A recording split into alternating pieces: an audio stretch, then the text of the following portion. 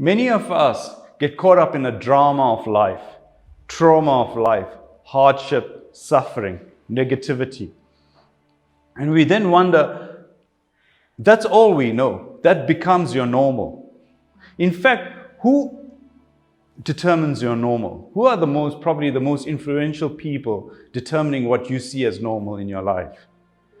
Your parents when you're growing up. In fact, let's attribute a time frame, maybe a 0 to 18, around there. They would be, for most people, the main determinants of what you see as normal. So if you grew up in a home where people shouted, screamed, fought, argued, that would be your normal. That would be your average. You were growing up with noise in your ear. When you got up, there was just this commotion. When you got to bed at night, it was probably to escape the commotion, but you fell asleep in the pain, the hurt, the suffering.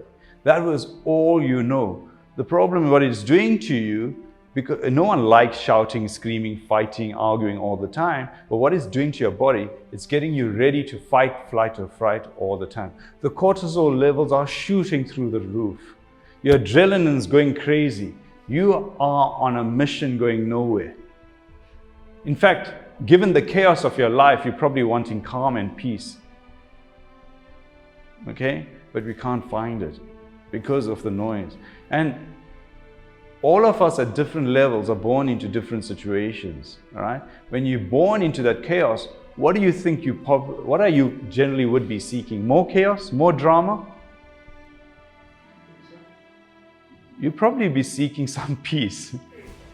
In fact, let's put it this way, if you grew up in a room where you shared your room with 5 other people, what would you be seeking? Solitude. You want your space. You won't want a room with 10 other people. You'd want your space with less people. If you grew up with noise in your ear, you'd want quietness. There's an interesting episode of Oprah she was convinced by one of her producers to go camping. And as part of her journey of going camping, she went to Yellowstone National Park, which is very well known in the States, and in a caravan with her best friend.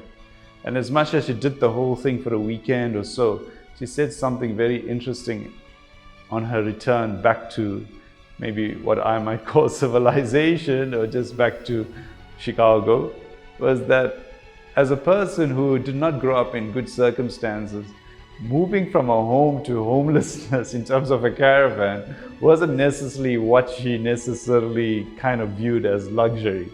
Whereas those who are comfortable in their homes were quite comfortable to go and sit out there in the park for weeks on end.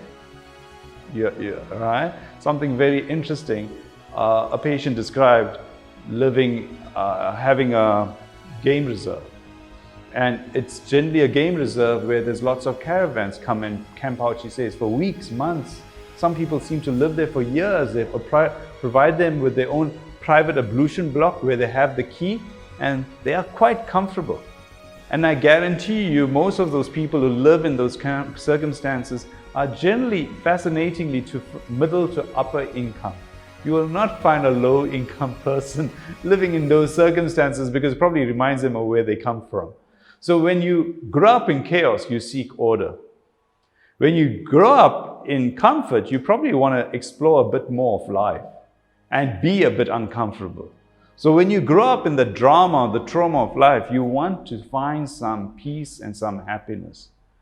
But most of us, if you grow up, as we're saying, 0 to 18 under your parents' watch, and perchance they provided some level of comfort and security, it is human nature that you will go out and want to explore. You want to explore and find the thrill of life. You want to go out there and see what life's about. Okay? The challenge is, as you venture out, and I'm going to draw it as in, there's us in our center, okay? You're quite centered, and you move out there, be it in whichever direction you choose. And you want to go out and you experience life, and we go on that romance, that adventure of life in terms of a relationship, and you want to go see where you're all going and just check out this world. And like a child who ventures out from the safety of the home, you went out there. And yes, what we do is we get rewarded. You may get attention, you may get affirmation, you get approval. And the mind gets appeased. because its ego gets stroked. Oh, you're getting admiration from someone. You might even get awarded for what you've achieved, and your ego just gets more and more stroked. And you think you found the answer to life, and we all kind of go through that stage, be it at around age 18 or later in life, where you're getting affirmed and acknowledged and approved for the role you're playing out there. But what happens at some point, as we know, you get caught up in that story, and lo and behold, you get lost. As we venture out, you seem to at some stage fall over the edge of this arrow, because it doesn't necessarily go into infinity, right? And it takes you into a negative space. That negative space, in fact, when you venture out, is you get caught up in a way of thinking, and you realize no matter which door you seem to open, there is no outlet. Your mind has no solution to the problem you are facing. We presented earlier some problems, and we see no solution. And what we're doing is we're looking for a way out via our minds. But the mind knows no way out. It is caught out there, not knowing where to go. Whichever door it opens, it faces a blank wall. And that then leads us to feeling depressed, anxious, other mood disorders, stressed, guilt, hopelessness, all these things and everything else. We see no way out. But now we are so completely caught up in the mind, we don't know where to go. And when we ventured out, we recognized, remember I said that the mind was appeased, it was acknowledged, it was appreciated. And that gives us maybe at some level it gives us some dopamine. It gives us some adrenaline, or gives us some oxytocin, okay? As much as it's giving us those symptoms, we see that we can't get anywhere, because we still want those drugs in our brain, those hormones, should I call it, that high. But all that starts happening, it gets replaced with cortisol and adrenaline to excess, getting us all stressed out. And we then get caught up in the dramas of life, and we see no way out. And if you recognize something, what did we place at the foremost of who we are? Our minds, the curiosity of the mind, the inquisitiveness of the mind to explore life. And when we get caught up there, we end up in a state of imbalance, because the mind knows no way out. It just sits there, not knowing what to do, and that's where we all are. And as you know, your minds are thinking 19 to a dozen as to a solution, but it finds nothing. All right? And it actually reminds me of what Einstein says. He says, if you approach a problem with your old way of thinking, you end up at the same problem. And what you're finding is your thinking is not setting you free. And lo and behold, we end up somewhere lost and continue to live our lives that way. Why? Because what we've done, we put the mind at the forefront of who we are. What your mind thinks is who you are. The mind actually at some level, there was drama around you, it got you maybe out of the drama, but it doesn't set you free. You and I need to shift the mind from being a master of who we are to the servant of who we are.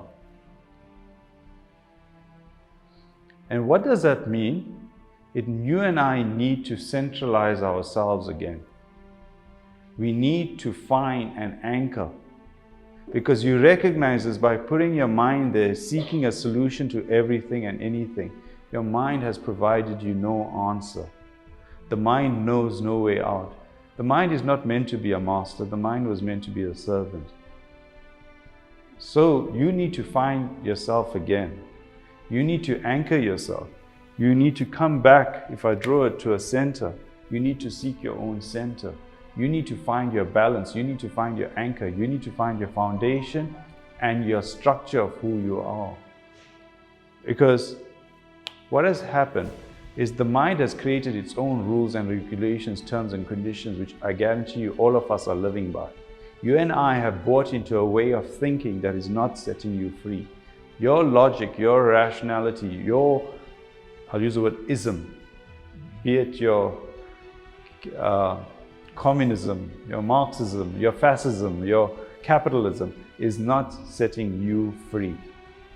Whatever belief system you have is not setting you free. No matter what conditioning you have, no matter the status quo of how you see yourself, is not setting yourself free. And no matter what you're believing, by the way, is just an action potential in your brain that is firing all the time, and you are wiring, and you are sticking to the same wiring in your brain, and you refuse to let it go. So what that means, if you look at it, you're saying, wait a minute, I do not put the mind at the forefront of who we are. Yes, you have to let go of your mind. That means sometimes, as bold a statement as we can make, everything that you think, feel, say, read, and write may not be true. And it's absolute. I'm not saying it's absolutely true. What I'm saying is you have to let go of something that you're holding on to, because if you open your hand, there was nothing there anyway. And you have to seek a new way, I would say, of thinking and feeling, which is beyond your mind. So what it means is making the mind as it truly should be, a tool, a servant to who you are, and find your center again.